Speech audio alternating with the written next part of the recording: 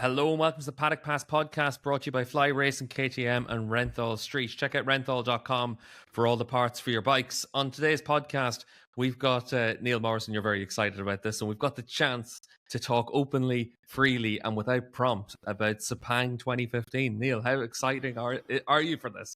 Well, not really any more excited than I normally am, Steve, because we do this in every episode. So it's just kind of, it's just another episode of the Paddock Pass podcast, really. That is quite true. Dave, do you know how we'll tell the difference? It's because we're going to have Valentino Rossi as a thumb pick on YouTube. We're going to have possibly the most clickbaity headline imaginable for this podcast as well. And it's all Rossi's fault once again, Dave. It is Valentino Rossi's fault. He can't get over it. I mean, unsurprisingly, it was, you know, he believed he was within sort of shouting distance of winning a 10th title, and he didn't. And it's the greatest disappointment in his sporting life I can well imagine.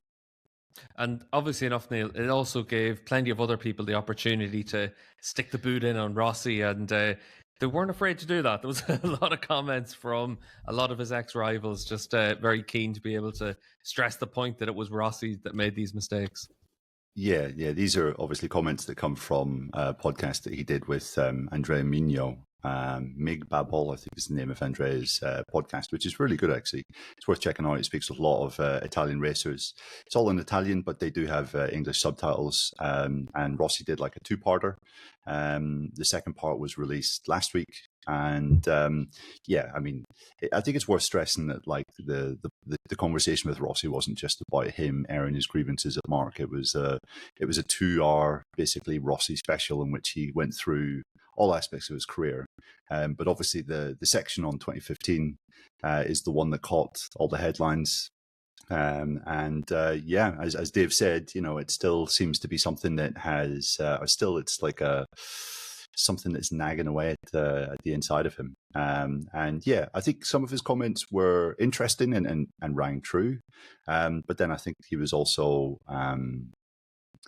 deciding to leave out one or two little details which were quite crucial, I think, in the whole thing. So it certainly has like set the MotoGP world alight once again, because people with allegiances to either side have delighted in the fact that they can go full tin hat mode again.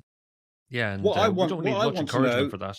No, and what I want to know is why no one has blamed Andrea Iannone for passing Valentino Rossi in the last corner at Phillip Island in 2015, because that took away 3 valuable points, reduced his lead from 14 to 11 points, and could have cost him the championship. So, Andrea Iannone always seems to get a free pass.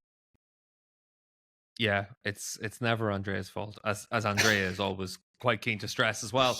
But Neil, you mentioned a few of the things that you thought were quite interesting from the pod, and now that we've got 10 years removal from what happened at Sepang, when you look back at what Rossi's saying, what's the things that you kind of wish you had have thought about 10 years ago whenever the incident happened?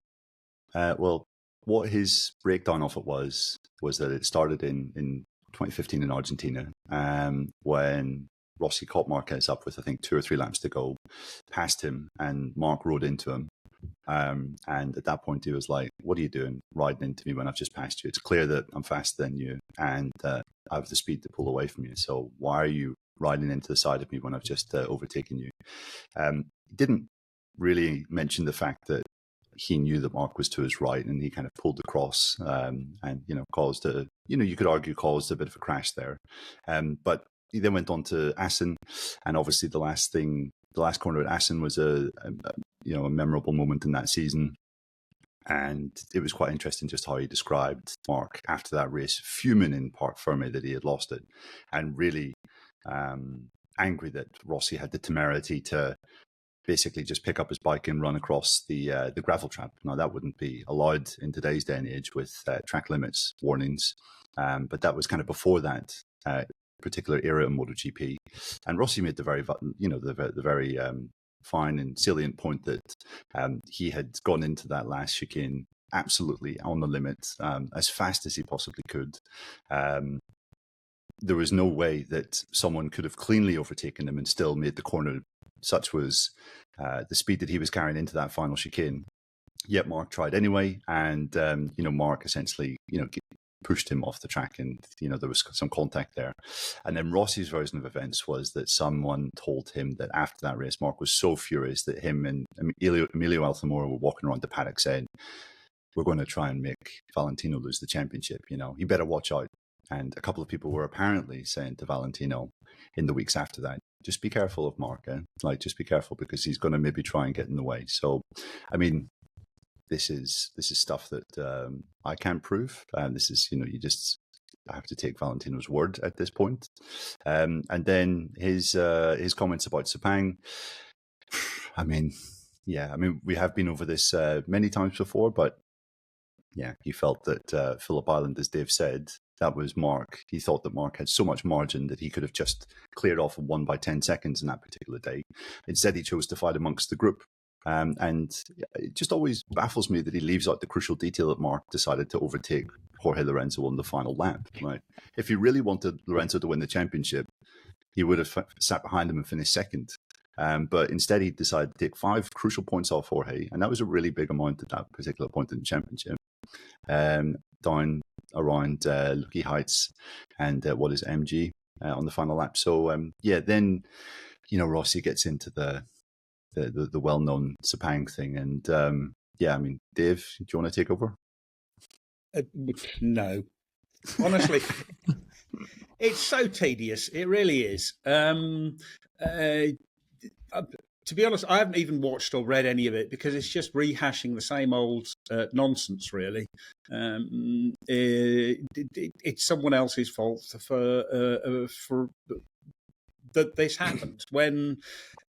A season is a very long time. You can't say that there was one particular incident that caused a particular rider. Again, I was actually thinking about this in terms of the Misano race, because, at the end of the season, are we going to be talking about, well, what if Jorge Martin hadn't pitted at Misano? Probably not, because someone is going to fall off several times. Pecco Bagnaia has 4 or 5 DNFs this season already. A MotoGP season is such a long period of time that there is never a single event that actually changes the outcome of that. So it's just, I do remember both Sepang and especially Valencia being the most bizarre races of my life, with lots of people claiming all sorts of things were going on depending on your view.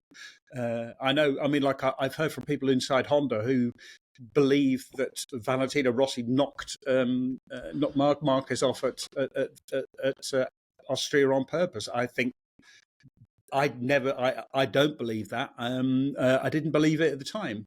The same as Assen. I mean, basically, Marc Marquez, because if you're watching practice for Assen 2015, all of the time, what Marc Marquez has been doing, has been practicing that run up the inside into the chicane, the GT chicane at Assen, ready to make that pass. So he was prepared to make that pass right from the start of the season, and he didn't pull it off. He ended up bumping. He actually ended up accelerating Valentino Rossi across the gravel and across the line first. So it was entirely his own fault. It did lead to the best MotoGP press conference, the post-race press conference I think I can remember. That was extremely funny, with Jorge Lorenzo sitting there like a spare wheel and making jokes about it. But it's to be honest, like I say, it gets a bit tedious at a certain point. It's that happened. It's moved on. I could fully understand Valentino Rossi. It was the greatest disappointment of his career. It was always going to be difficult. But once again, I don't understand why Andrea Iannone gets a free pass. I find it quite interesting that Dave says that, MotoGP's moved on. MotoGP hasn't moved on at all. Everyone still talks about this fairly regularly. I just remember that weekend was, obviously for me working for MCN that weekend, it was a massive weekend, probably the biggest weekend I had that season. But it was also probably one of the worst weekends they could have possibly had, because it looked like Rossi was going to lose the championship. And then Guy Martin also announced he wasn't going to be back at the TT. So it looked like Martin's career was finished. like MCN's world basically crashed on that 1 week. And I remember at the time, probably the most interesting thing for me was really what happened in free practice, because you had it where Rossi and Marquez just ended up cruising around the whole time in I think it was FP3, and you knew that something was boiling to a point, but it was obviously one of those things where you're waiting for the powder keg to blow, and Sepang ended up being it. But that whole season was building all the way through it, because you had Mark on an uncompetitive Honda struggling through the season and then finding his form, and eventually obviously getting himself back in a position to be able to win races and be Marc Marquez. But Mark didn't really care too much about having Rossi pissed off about the whole thing. He probably just loved that fact as much as anything else, because that's what it takes to be successful. And that's also how Rossi became successful. You look at all the incidents that go into lore about how great Rossi was. It's because he was a dick. And you look at how he raced against Biaggi and all those kind of riders. It was the exact same for Mark coming through, and that's ultimately why Rossi and Marquez were on that path to each other, because they're the same person. That's how they've ended up having so much success. Yeah, it was just like the ultimate battle of egos, wasn't it? Rossi, the biggest star, and Marquez coming through thinking that he was now the biggest star in MotoGP.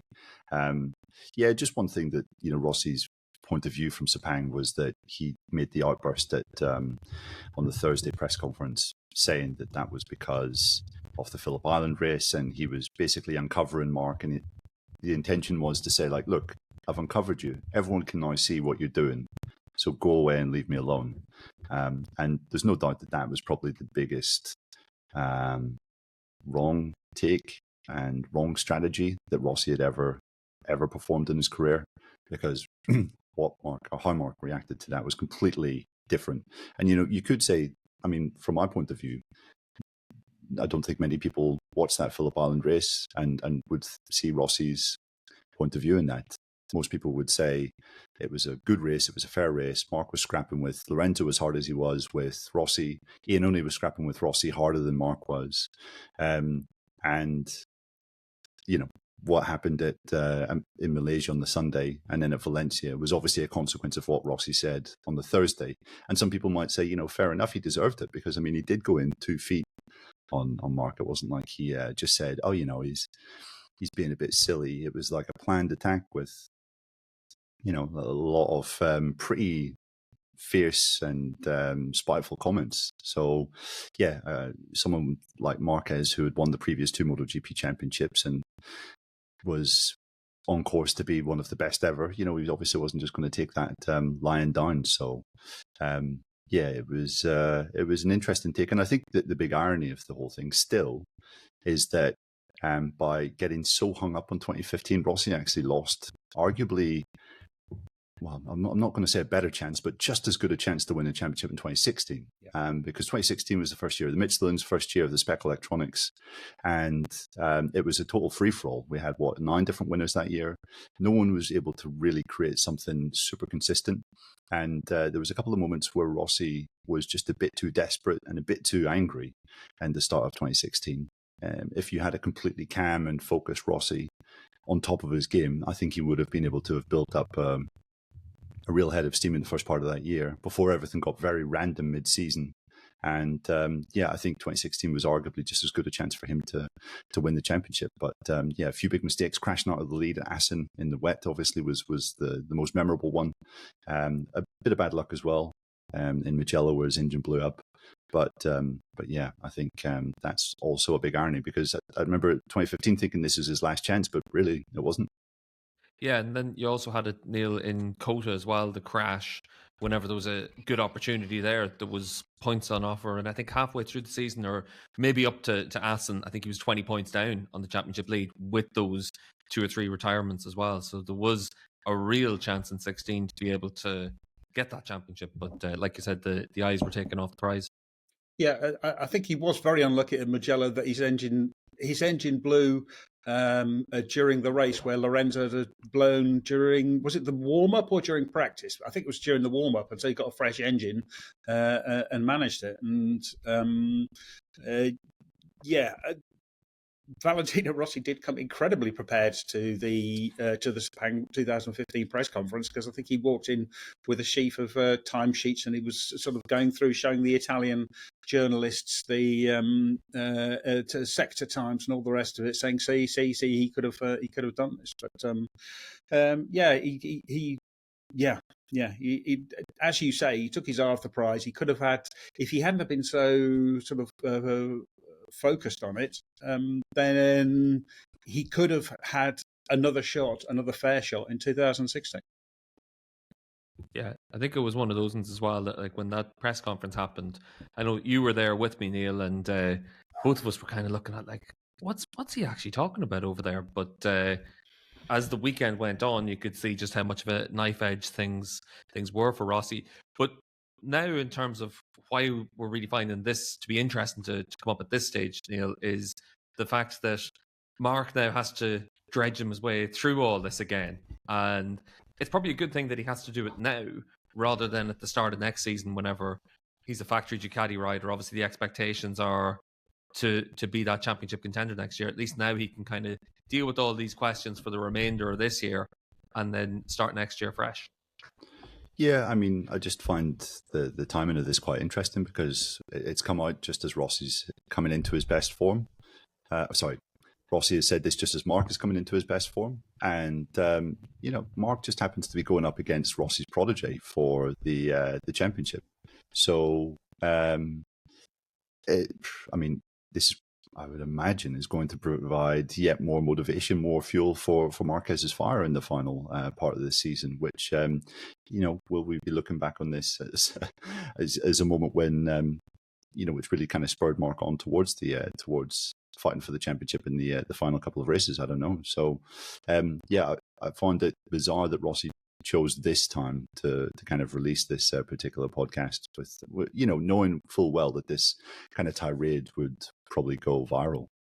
Yeah, there's no coincidences with Rossi. Everything's planned, always has been. And you would have to think that this was certainly another one of those cases where he's chosen this moment. He wants to unsettle Marc as much as he can before he's alongside Pecco. And like you said, Neil, that VR46 Academy link obviously makes it really interesting to see how the dynamics are going to be between Marc and Pecco, and then everyone else as well. But definitely it's going to be the big thing to keep an eye on over the course of the next couple of months, just to see how that is. And then obviously from the first test in Valencia is going to be key to be able to see how that is. But obviously it's an interesting discussion whenever you look at what Rossi has to say with Mino, and it's obviously worth noting that it's coached for Rossi as well. Mino part of the VR46 Academy as well, so very clear that this is Rossi's attempt to be able to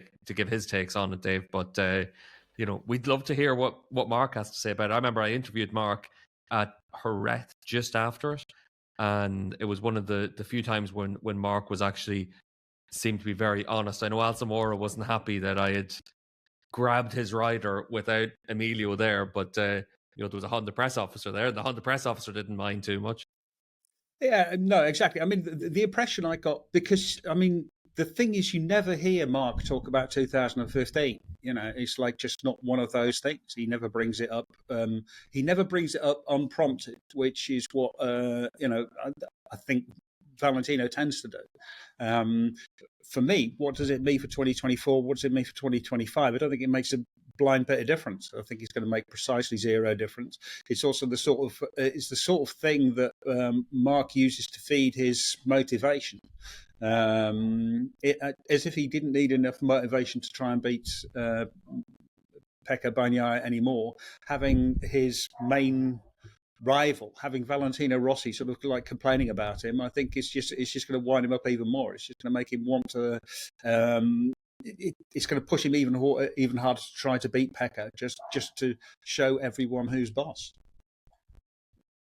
Yeah, and it'd be interesting to see what questions are asked to Marc then in the press conference on Thursday at Misano, because obviously, Neil, we've got a big weekend coming up as well with the return to Misano for Misano 2. We do, Steve. Yep, exactly. Yeah, I'm excited for it, I guess. I think we'll get through Friday and then I'll be properly excited. Because back-to-back races, the Friday is kind of a bit of a misnomer, really, especially when we've had the Monday test just after Misano won. But I mean, there's plenty going on in MotoGP at the moment, which I think which should make it interesting. And Dave, you're actually in Italy at the moment, and the weather's looking a bit suspect, right? So that could be another factor too. Yes, indeed. I mean, looking out from my rather splendiferous perch here, a balcony overlooking the Lago di Seo, which is a shame that the readers. What am I like? What am I like? I'm like a very old man. No, well, it's a shame that the viewers can't see it because it's spectacular. The weather has been sort of like a bit on and off, and it looks like there's some really bad weather coming. There's been a lot of bad weather in all of Central Europe. The surface temperature or the temperature of the Mediterranean has risen a lot over it's well above normal levels, and as a consequence, that's generated an awful lot of moisture, humidity, and rain. There's sort of big flooding in Poland, in the Czech Republic, in Austria, in Romania, Hungary, all around there. It looks like it's going to be coming here. If I'm looking, because I'm driving down to Misano tomorrow, Wednesday, and Wednesday, Thursday, Friday. It looks absolutely shocking. It looks like it's going to be like biblical quantities of rain. So that's going to be tricky. I don't think it's going to make a lot of difference to practice because, as Neil said, look, we've just been here. There's been a test. Everyone knows. Everyone has their setup perfectly worked out. It's not going to. I don't think it's going to be a great deal of difference, and I think we're going to see very much a repeat of Misano 1. We're going to see a bunch of Ducatis sort of fighting for supremacy, with perhaps a KTM thrown in sometimes. Neil, just one thing for this weekend as well. Obviously, it's a change in the schedule as well. Everything brought forward an hour on Sunday, which with the weather conditions, you're obviously not going to be happy with that. An hour less in bed. You'll need to get your coffee in good and early. Yeah, and thanks for reminding me, Steve, because that had completely escaped me. That passed me by. Is it? Oh yeah, it's because Superbikes are on, right, at Cremona. Oh, is that the reason? Is the big race up in Cremona. Obviously, that's what everyone's going to be excited to see in Italy. They've already bought their tickets, so no one's going to turn up to Misano, I'd imagine. Yeah, I'd heard that. There was actually really good attendance at Misano 1. I think it was 97,000, something like that, on Sunday, which was pretty huge. Yeah. Yeah. So I think it would be unrealistic to expect similar sort of levels, and obviously the mighty Cremona is happening fairly nearby, so that might take a chunk of fans as well away. But yeah, a maximum of 20,000 fans away. That's all it's able to go to because it's the first year of the event. Oh, is it? Okay, right. But yeah, no, I mean, 1 hour less in bed. I mean, I can't really sleep that much during race weekends anyway, because there's so much information flying through my head. So I don't think that'll make too much difference. I would say one thing about it though is that obviously for listeners and for viewers on YouTube, just to make sure that you're aware of the change of schedule, because it means that obviously Moto 3 is at 9 o'clock Irish time, 10 o'clock European time. So it's quite a different schedule. It actually works out very well for me. I'll be able to watch a little bit more of the action during the course of our running at the weekend. But David, for the big crowd that we had last time out, I know that you said on our Sunday review show that Misano's now probably the pick of the Italian rounds for you. So that's a good sign. But back-to-backs are always a bit different. That's not at all what I said, Steve. I did say it's becoming... It's a very accurate statement. You said that it was more of an Italian round. Yes, than even Mugello. I've always liked Misano. I've always thought Misano's the one for fans. It's the one that's worth going to.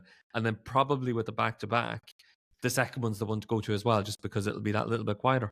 Yeah, 100%. I mean, there's going to be a lot less. There's going to be a lot less fans here just because it is a back-to-back. Nobody really has that. No one has the will to go to the same place sort of 2 weeks in a row. Also, the holiday season is sort of winding down here, so it's a lot quieter. I think it is going to be a lot quieter. I think it's going to be interesting. I think one of the reasons for making the schedule earlier is also because it gives everyone an extra hour to get on to get all of the freight packed up and on planes and off to Indonesia, which is a long way from Misano, because obviously this was supposed to be the Kazakhstan round, which ended up not happening. Just a couple of things as well about this weekend. And obviously, if the weather's bad, it was Marquez plays into his strengths as well again once more. And obviously, the championship, you'd expect to see Martin and Bagnaia hit some trouble again through the course of the rest of the season at some stage. But Mark needs to be absolutely perfect. This probably couldn't come at a better time to have a little bit of bad weather in Europe. And then when we get to those flyaways where he's always strong, that could play a factor as well. He doesn't have that outright speed or the pace or the consistency of the other two championship contenders with the GP24. But bad weather, Neil, gives him an opportunity just to put some pressure on them. Yeah, and the last couple of races, I think he has had the speed of them. The last 3 rounds, he's had arguably the same speed, if not better speed, than both Jorge and Pecco. So I think it's a really interesting time. As you said, he can't really make a wrong move. It has to be fairly perfect. And I still think he's maybe got one mistake too many in him. Like, he did get out of jail a bit in Misano 1 with that rain shower, because if it hadn't arrived, I don't think he would have been able to fight with the top 2. Maybe he could have got a podium, but that would have been, a 3rd place would have been his best result. But then, he took full advantage of the conditions. And if we have sort of weird conditions for this weekend, then it could play into his hands again. And he was fast. It was just his mistake in qualifying that led to his poor grid position, but his speed was right the way there through Friday and Saturday. So it'll definitely be interesting. Just to see how Jorge bounces back. I mean, also I found it really interesting on the Sunday in Misano 1 when Pecco was asked, would he accept finishing second twice for the second weekend in succession, and still, maybe extending his lead in the championship, or taking the lead in the championship and extending it over Martin. And he said, no chance. Like, I really want to win. You could tell that he still was smarting slightly from finishing in second. So he'll be a man on a mission as well. And Enea, I mean, I think we said this before Misano 1, but, this is Enea's track. He's never finished off the podium here in a MotoGP race. And if he had made the correct tire decision on the Sunday at Misano 1, then maybe he would have been up there fighting at the front too. So, I expect him to be in the fight for victory potentially. Dave, one of the big things we're expecting to be announced this weekend, Jack Miller and Pramac Yamaha for next season, is... do you think, is that going to be announced on Thursday? You would think it would be announced at some point before the weekend, because we all know it's going to happen. It's just a question of when it's going to happen. I sort of suspect it will be this weekend, because it will be the last weekend at home. There's 2 races at Misano. That gives Pramac, which is, it's their home GP, it gives Pramac an extra sort of 2 bites of the cherry at their announcement. Obviously, we saw Miguel Oliveira announced last weekend. So, yes, you would think so. And I think it's a good choice as well. What Yamaha really need is someone to help develop the bike, to move everything forward. So, yes, it's really going to be an important announcement, I think. And Neil, just before we move on as well, obviously, David Alonso in Moto3 just dominating that class. But the Moto2 class getting... really interesting in terms of that championship battle. Nobody seems to really want to grab that class by the scruff of the neck. Yeah, although I think Agura maybe has decisively done that. I mean, decisively is maybe too strong a word. But yeah, the fact that he was able to win at Misano 3 weeks after breaking a couple of bones in his hand, I think that was a big sort of statement from him. And it was a tough race as well. I mean, he was up there fighting with Canet, Arbolino, Vietti, who had been so strong all weekend.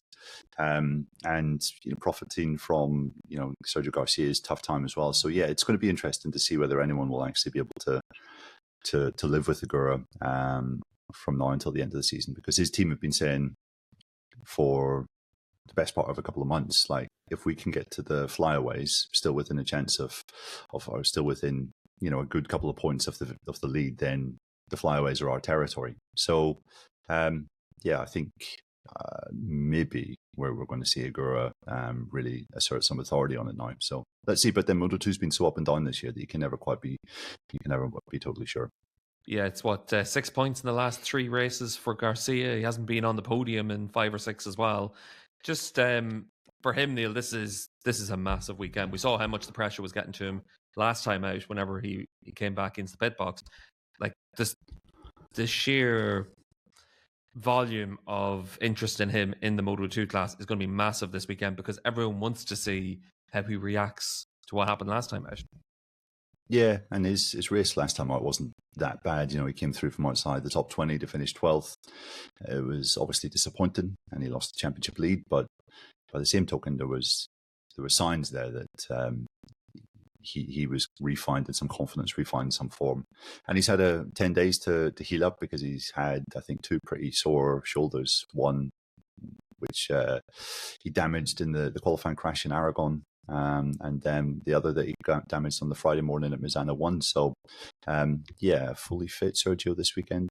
Hopefully should be a clear indication of where he's really at. Hopefully. So there's plenty of other news, Dave, as well from the last week. And probably the biggest one was that Repsol aren't going to be the HRC sponsor next year again. And obviously there's always been rumours that this was going to happen. But when the press release came out, it still was one of those ones where you can't help but think back to Mick Doohan in the mid-90s, Crivier, then the Rossi era, the Marquez, Pedrosa, Nicky Hayden, whatever you want to look at. It's one of those moments where, there's a big chunk of MotoGP history that's now been brought to a close. Yeah, absolutely. And it's also, if you look at the success that Repsol have had in MotoGP, it's just astonishing. All those years with Doohan, a couple of titles with Valentino, all those titles with Marc Marquez, a title with Nicky, all that success with Danny Pedrosa as well. Obviously, it's just been spectacular. Obviously, I think the departure of Marc Marquez made a difference, but at some point, manufacturers or large companies start to wonder what the value is of continuing a particular partnership. And we. As long as I can remember, at least for 10 years, I can remember there being rumours that maybe Repsol might step away. We heard it earlier this year, and it did seem much, much bigger. I think we heard it last year as well. And the fact that there was much reduced sponsorship on the Honda this year, for the first time in years, the Repsol-Honda bike didn't really look like a Repsol-Honda. Obviously, that was a sign that there was something going on.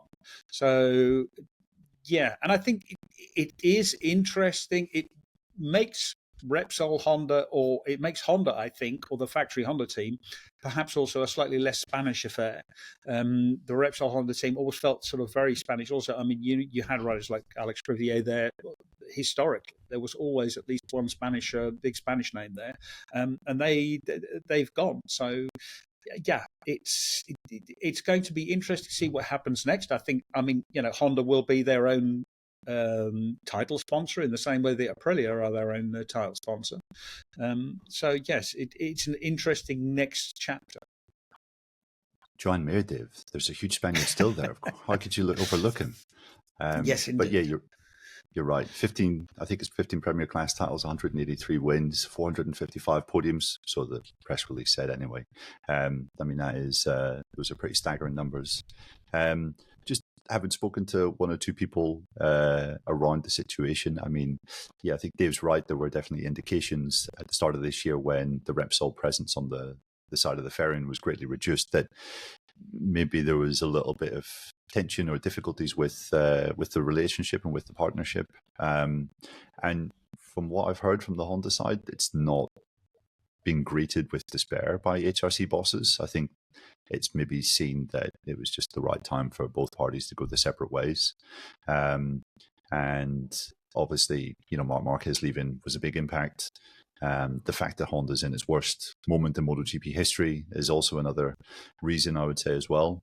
But I think Honda were maybe just we're also looking for a slight change of direction. And I've heard, Dave, that maybe they've got a title sponsor already lined up for next year. So it might not just be the kind of the official Honda team. There might be another title sponsor coming in. So yeah, I don't think the news hasn't been greeted with great despair, I think, from Honda bosses. Yeah, I mean, the other thing is we're already in the era where we're on 40% renewable fuels. 2027, we go to 100% renewable fuels. And so that means that the partnership between a fuel company and a MotoGP factory is really, really important. So, I mean, someone will come in to replace Repsol, whether it's as a title sponsor or not is a different question. You know, it might just be as a partner, but they will need a technical partner to help them develop the fuels, because the fuel, and especially with the renewable fuel, it's not just, it's not just go down the local Shell station, get to 22 litres of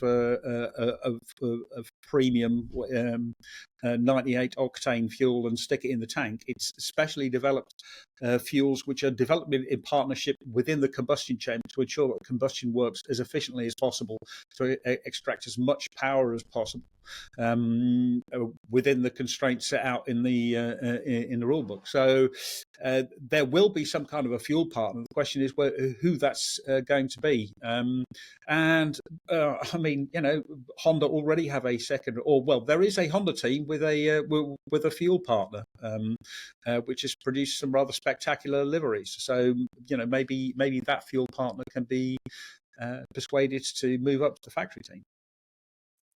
I think one of the things that's probably most interesting about it, Neil, is that it's always talked about what Repsol are going to do next, and it's probably worth mentioning that they're not going to be the title sponsor of the Paddock Pass podcast next year.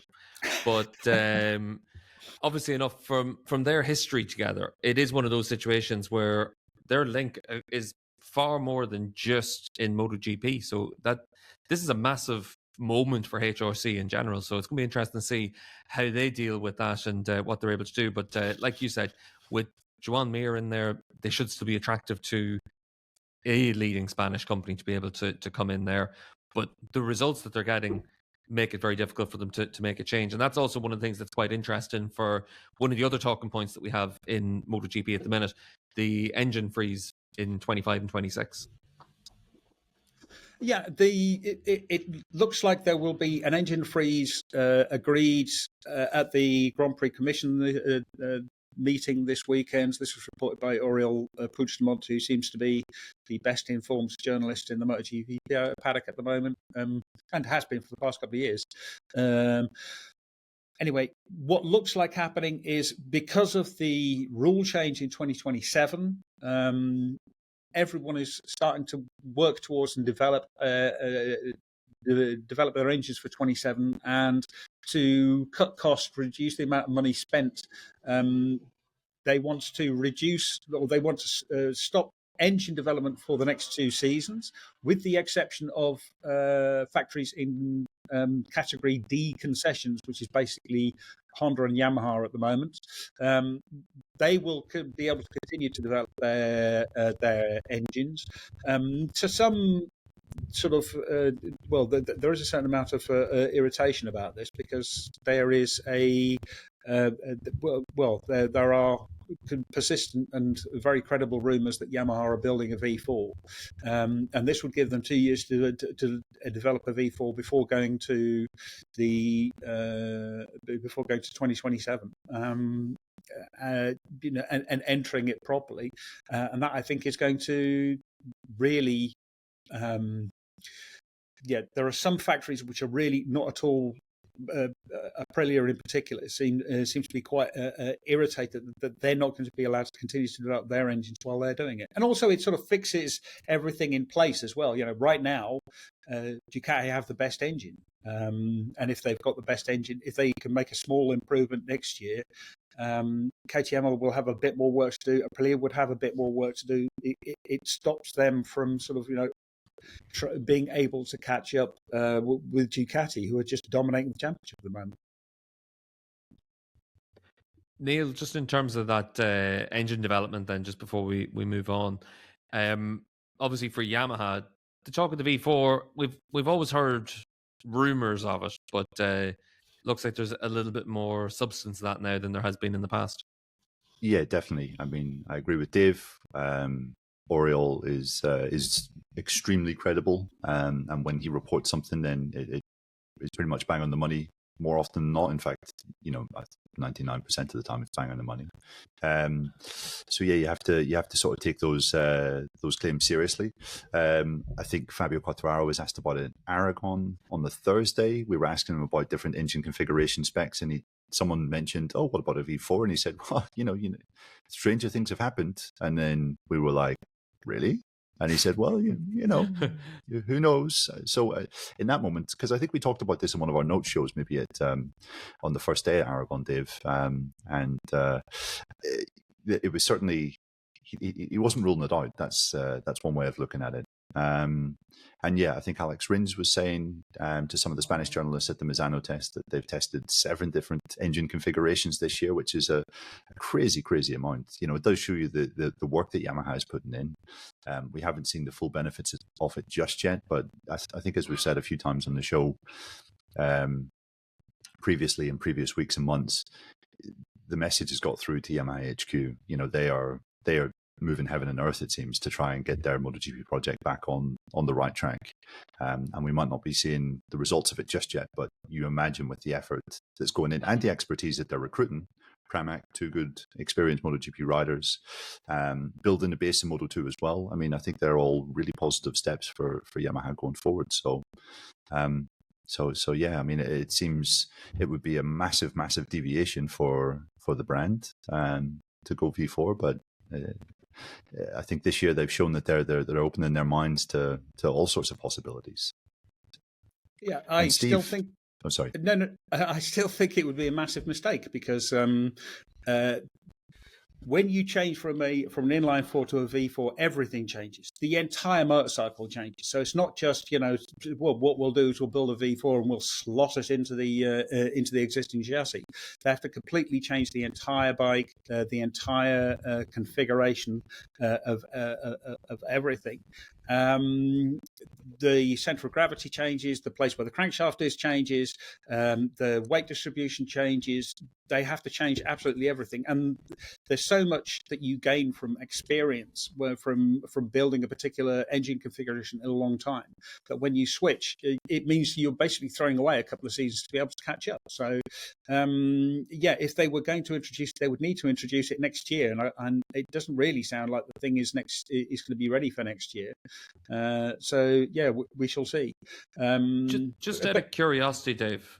Yeah. If changing the configuration changes everything about the bike, yeah, surely that's a good thing for Yamaha because it's shit and it has been no, for years. It isn't. No, but it isn't. It isn't. If you look at the way that if you look at the results, I mean, I don't know if you remember, but there was this championship in 2021 where this French bloke won, and they've been second. They were second in 2022. They've been runner-up. They've won lots and lots of races with that bike. Now, MotoGP has changed a lot because of the way that the ride height devices work, but ride height devices are going to go away. I mean, ride height devices basically change the geometry of the bike so that you can get rid of, you can use as much horsepower as you can produce, which has really played into the V4 configuration. That in combination with the aerodynamics is going to be reduced in 2027. The ride height devices are going to be gone. The start devices are going to be gone. That's going to completely change the way that we ride and think about MotoGP motorcycles. I think, as I said on the note show, the time for Yamaha to build a V4 would have been 2020, but it's 2024 going for 2025. So I think they have more to lose now. But I don't run Yamaha, so I don't have anything to say about it. And to be frank, I'm just a stupid journalist who doesn't know very much. So that's that. But speaking of V4s and inline 4s, Steve, you're going to be in Italy as well next in the coming week. What we need to know is Toprak going to be there on his inline 4 BMW to take on the might of the Ducati V4s? That was a beautiful segue. Unbelievable. Wasn't it just? It also so didn't give me the right to reply about Yamaha, because even with Fabio, they can't qualify top 10. They can't do fuck all. That bike is struggling, and the only way that they manage to keep Fabio, which is the only reason that they're going to stay relevant, is by paying him 10 fortunes. So for me, well, that's what they're doing. Ripping up the whole project isn't a bad idea for me for Yamaha. But for Toprak, he's definitely going to be in Italy. It's just a question of whether or not he's going to be fit enough to ride. And it's an interesting one because we're chatting on the Discord, so all of our Patreon supporters are able to sign into a Discord channel and be able to chat about pretty much everything that's two-wheeled. And one of the questions that came up on Discord was, how are riders actually declared fit? And what basically happens for that is the chief medical officer, so Monica is the chief medical officer in World Superbikes. She's kept up to date with Toprak's condition, Ray's condition, Bautista's condition heading into this weekend. And basically the way they do that is scans, x-rays, and any other assessments that have been done for the rider have to be sent to the chief medical officer, who then is able to check what the conditions are, give an assessment there and then decide in the build up to the race whether or not the rider is actually going to be fit. It's one of the reasons why, for Portimao, Sam Lowe's had to sit out the race, because you send all those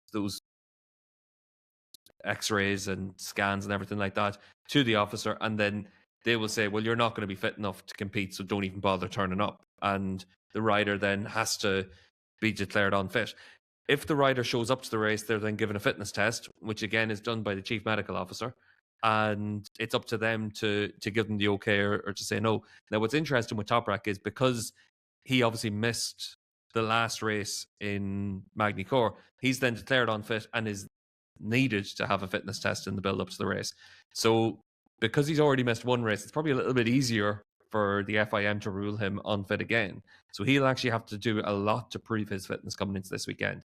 And then in terms of what happens at the track, because this was the other part of the question that we had on Discord, was what's the local doctor's role? And the local doctor's role is basically, because you'll have different medical jurisdictions, the chief medical officer may not have a license to practice in a certain country, so you need to have a local doctor for that to administer any prescriptions for painkillers or anything like that. So that's what the difference between the FIM doctor and the local chief doctor is.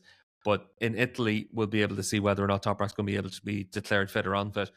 I would be surprised if he doesn't show up and try and ride, but the condition he has is actually pretty serious. He's basically got a punctured lung without a fractured rib, which shows just the sheer force that he had to go through. But it also showed just how good the safety equipment is now, whether it's chest protectors, back protectors, airbags, helmets, everything like that played a role in keeping Toprak relatively in one piece, even though it was a very serious injury. So when we turn up on Thursday, Toprak's going to have a fitness test, and we'll find out then whether he's going to be able to ride or not. Bautista with his fractured ribs, is he going to be able to race 2 weeks after that? That remains to be seen. Jonathan Rea had to have a surgery on his thumb, so he could well be out as well. Marvin Fritz is going to race for Domi Aguilar, who's already been ruled out. And we'll wait and see if Nico Canepa's retirement lasts about 5 days, and then he's drafted in to replace Rea on the Yamaha. So it's, everything's up in the air going to Cremona, which makes it quite exciting because Nico Canepa was able to win both races on Sunday in Magny Cours, and then it sets up where he could potentially pick up a lot of points compared to Toprak. I think if I'm BMW, I'm probably still thinking with back-to-back races in Cremona and Aragon, it might well be worth sitting Toprak this weekend and then just trusting that in the final 3 rounds of the year, he's going to score more points than Boudica, because even if Nico wins all 3 races this weekend, it's still only a 7-point advantage he'd have over Toprak if Razgatlioglu doesn't race. If I'm BMW, I'm back in Toprak for that every day of the week. And, it'll remain to be seen what happens. But I wouldn't be too surprised if Toprak isn't able to race. I mean, it makes sense to me. It was a horrific crash as well. I mean, I think everyone was sort of amazed that Toprak just walked away from that. I'm also very interested to see what the layout of the track is actually like. It looks like it could be quite interesting. It's quite tight, quite small, but it's still going to be interesting to see what they've done to the track. Yeah. I mean, can Bulliger, is it going to end up being a Ducati track, or can someone else move that? I mean, like Alex Lowe seemed to have sort of a fairly decent weekend at Magny Cours as well. So it feels like there was the the disappearance of Toprak sort of and Bautista to an extent as well, sort of it created a general revival mixed in with just the very, very mixed condition. It just sort of like really livened the whole weekend up. Yeah, there was a vacuum for everyone to fit into. And when you take out those 3 riders from Sunday's races, it also takes away pretty much all but I think about 20 race wins since Bautista joined the championship in 2019. So those 3 guys have absolutely dominated World Superbikes, and suddenly there was a chance for someone else to step up. I thought, Lowe's is a good shout for this weekend because Lowe's and Parariba have gotten the absolute most out of that Kawasaki at every racetrack we've gone to. So this could be a chance for them as well. But there's a long straight in Cremona, which, when you look at, I think for me, one of the best videos every week in World Superbikes is the unfiltered video, because you get that immediate reaction from the riders in it. And as Lowe's came off the bike and he's talking to his crew in Parc Ferme, he just said, like, on every little straight at Magny, he's given up that time to the Ducati. So, he's probably going to be at a big disadvantage in Cremona as well. But he's able to get the most out of his package every week. Bulega has done a good job to be really consistent all the way through this season, but should have won a lot more races as well. Yeah. And now with Toprak either out or hamstrung, he really needs to win. And that puts a lot of pressure on him. And Bulega's done a really good job this year, did a really good job last year to win the World Championship. But it's a different thing whenever the pressure's on and you're expected to win. It's demanded of you to win because you're Ducati's only chance for the championship now. So it'll be interesting to see how he deals with that. Obviously, other than that, the Ducati is still the best bike on the grid. It's probably still the most fickle bike out there on the grid, which means that you end up where riders have their ups and downs on it. You look at Ian One started the season really strong and then he's disappeared. Petrucci had his bad injury at the start of the year and then he's regained a lot of form.